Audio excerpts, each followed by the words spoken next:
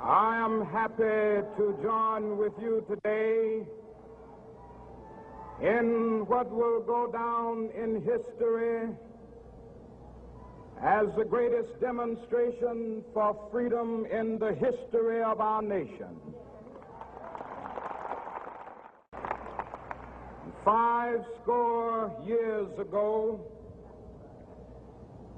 a great American in whose symbolic shadow we stand today signed the Emancipation Proclamation.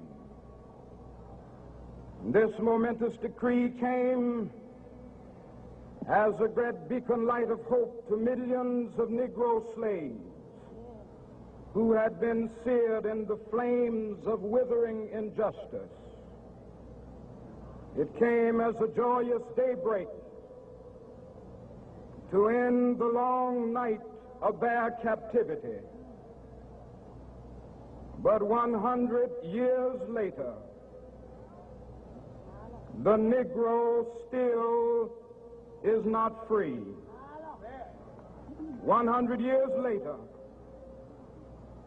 the life of the Negro is still sadly crippled by the manacles of segregation and the chains of discrimination. 100 years later, the Negro lives on a lonely island of poverty in the midst of a vast ocean of material prosperity. 100 years later, the Negro is still languished in the corners of American society and finds himself in exile in his own land. And so we've come here today to dramatize a shameful condition. In a sense, we've come to our nation's capital to cash a check. When the architects of our republic wrote the magnificent words of the Constitution and the Declaration of Independence, they were signing a promissory note to which every American was to fall heir. This note was a promise that all men, yes, black men as well as white men, would be guaranteed the unalienable rights of life, liberty, and the pursuit of happiness. It is obvious today that America has defaulted on this promissory note insofar as her citizens of color are concerned. Instead of honoring this sacred obligation, America has given the Negro people a bad check, a check which has come back marked insufficient funds.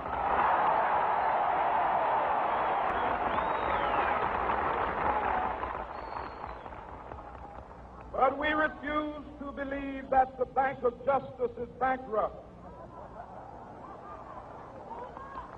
We refuse to believe that there are insufficient funds in the great vaults of opportunity of this nation.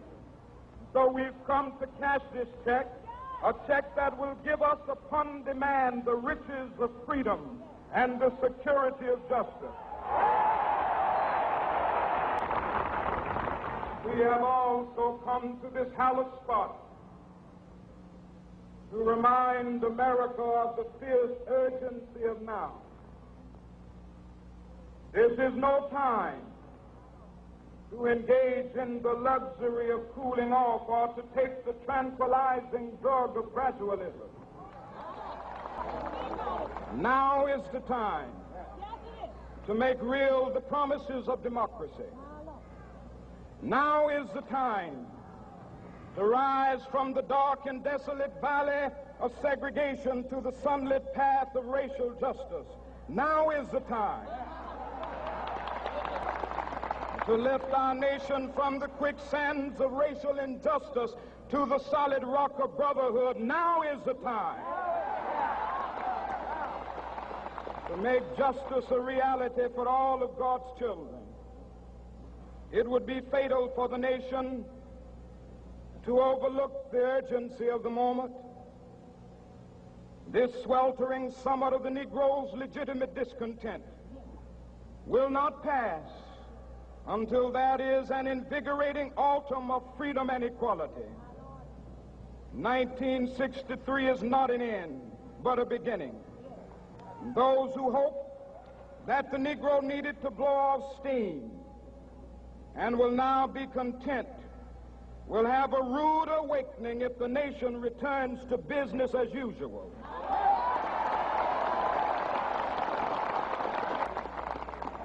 There will be neither rest nor tranquility in America until the Negro is granted his citizenship rights.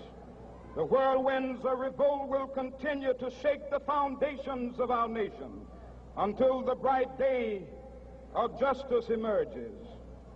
But that is something that I must say to my people who stand on the warm threshold which leads into the palace of justice. In the process of gaining our rightful place, we must not be guilty of wrongful deeds. Let us not seek to satisfy our thirst for freedom by drinking from the cup of bitterness and hatred.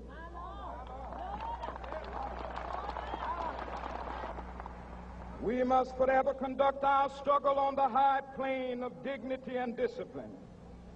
We must not allow our creative protests to degenerate into physical violence.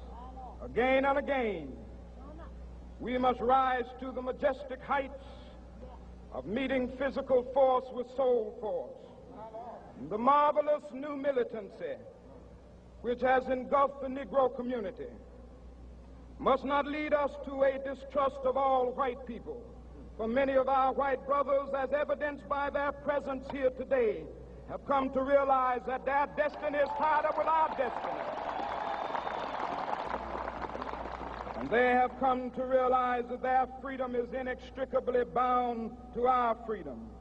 We cannot walk alone. And as we walk, we must make the pledge that we shall always march ahead. We cannot turn back. There are those who are asking the devotees of civil rights, when will you be satisfied? We can never be satisfied as long as the Negro is the victim of the unspeakable horrors of police brutality. We can never be satisfied as long as our bodies, heavy with the fatigue of travel, cannot gain lodging in the motels of the highways and the hotels of the cities.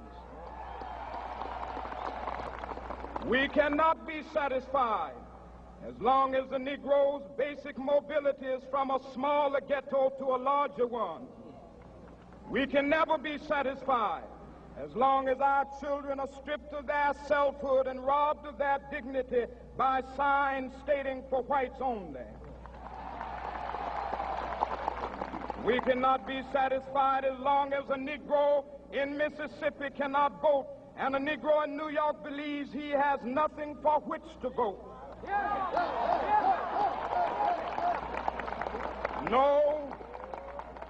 No, we are not satisfied, and we will not be satisfied until justice rolls down like waters and righteousness like a mighty stream. I am not unmindful that some of you have come here out of great trials and tribulations. Some of you have come fresh from narrow jail cells. Some of you have come from areas where your quest for freedom left you battered by the storms of persecution and staggered by the winds of police brutality. You have been the veterans of creative suffering. Continue to work with the faith that unearned suffering is redemptive. Go back to Mississippi. Go back to Alabama. Go back to South Carolina. Go back to Georgia. Go back to Louisiana. Go back to the slums and ghettos of our northern cities. Knowing that somehow this situation can and will be changed. Let us not wallow in the valley of despair. I say to you today, my friend, so even though we face the difficulties of today and tomorrow, I still have a dream. It is a dream deeply rooted in the American dream. I have a dream that one day this nation will rise up and live out the true meaning of its creed. We hold these truths to be self-evident, that all men are created equal. I have a dream that one day on the red hills of Georgia, the sons of former slaves and the sons of former slave owners will be able to sit down together at the table of brotherhood. I have a dream that one day even the state of Mississippi, a state sweltering with the heat of injustice, sweltering with the heat of oppression, will be transformed into an oasis of freedom and justice. I have a dream that my 4 little children will one day live in a nation where they will not be judged by the color of their skin, but by the content of their character. I have a dream today. I have a dream that one day down in Alabama, with its vicious racists, with its governor having his lips dripping with the words of interposition and nullification, one day right there in Alabama, little black boys and black girls will be able to join hands with little white boys and white girls as sisters and brothers. I have a dream today.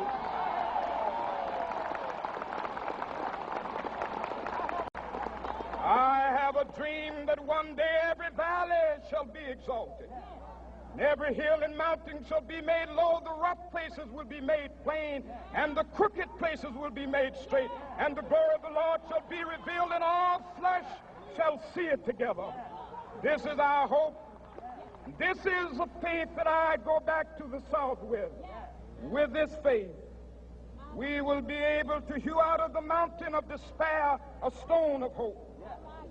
With this faith, we will be able to transform the jangling discords of our nation into a beautiful symphony of brotherhood. With this faith, we will be able to work together, to pray together, to struggle together, to go to jail together, to stand up for freedom together, knowing that we will be free one day. And this will be the day.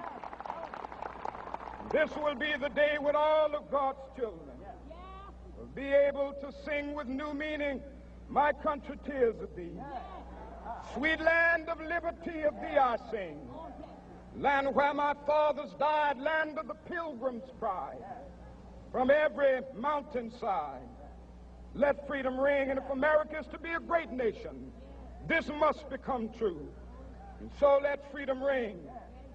From the prodigious hilltops of New Hampshire, let freedom ring. From the mighty mountains of New York, let freedom ring. From the heightening Alleghanies of Pennsylvania, let freedom ring. From the snow-capped Rockies of Colorado, let freedom ring. From the curvaceous slopes of California. But not only that, let freedom ring from Stone Mountain of Georgia. Let freedom ring from Lookout Mountain of Tennessee. Let freedom ring from every hill and molehill of Mississippi, from every mountainside. Let freedom ring. And when this happens, and when we allow freedom ring, when we let it ring from every village and every hamlet, from every state and every city, we will be able to speed up that day when all of God's children, black men and white men, Jews and Gentiles, Protestants and Catholics, will be able to join hands and sing in the words of the old Negro spiritual, "Free at last, thank God Almighty,